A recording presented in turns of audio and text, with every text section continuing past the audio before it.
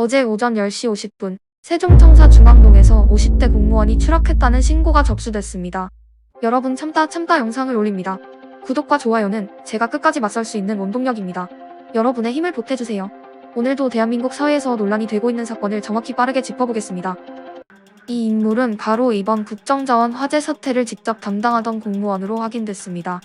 경찰은 즉각 수사에 착수했지만 사건의 무게는 더욱 무겁게 다가옵니다. 화재가 발생한 지 8일 만에 사망한 이는 행정안전부 디지털정무혁신실 소속 4급 서기관으로 국정자원 화재 관련 실무를 담당해왔던 인물이었습니다. 그런데 여기서 더 큰 의문이 생깁니다. 경찰은 즉각 이번 사건과 관련해 그는 수사 대상이 아니었고 앞으로 수사 예정에도 없었다고 밝혔습니다. 그렇다면 왜 수사와 직접 관련이 없는 공무원이 이런 극단적 선택을 했던 걸까요? 단순한 업무 압박 때문일까요? 아니면 우리가 아직 모르는 다른 진실이 있는 걸까요? 현재 경찰은 국정자원본원과 대전 지역 3개 업체 총 4곳을 압수수색했습니다. 무려 7시간 동안 박스 9개 분량의 자료와 PC하드까지 확보했고 이미 국정자원 관계자 1명과 공사업체 관계자 3명을 업무상 실화 혐의로 입건한 상태입니다. 현장 감식도 10회 넘게 진행하며 원인을 파악 중입니다. 화재 원인은 점점 구체화되고 있습니다. 리튬 배터리 분리 작업 당시 충전율을 30% 이하로 낮춰야 한다는 기본 안전 지침이 있었지만 실제 충전율은 80%였던 것으로 드러났습니다.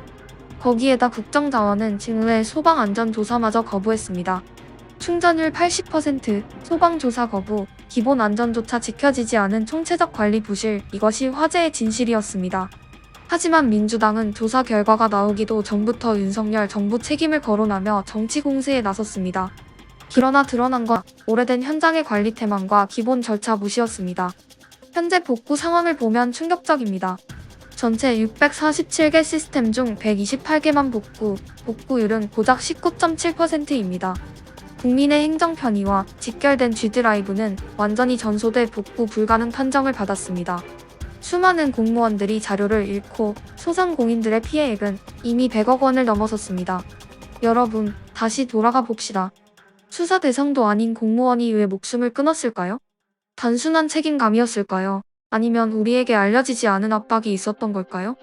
국민은 지금 이 질문에 답을 원하고 있습니다. 이 사건은 단순한 화재가 아닙니다. 국민의 행정 서비스가 멈추고 이제는 공무원의 목숨까지 앗아갔습니다.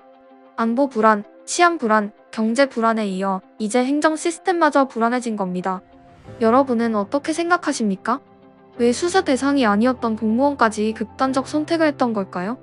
댓글로 여러분의 생각을 남겨주시기 바랍니다. 구독과 좋아요는 영상 제작에 큰 힘이 되니 꼭 눌러주시고 다음 영상에서 뵙겠습니다. 끝까지 시청해주셔서 감사합니다. 여기는 국민의 외침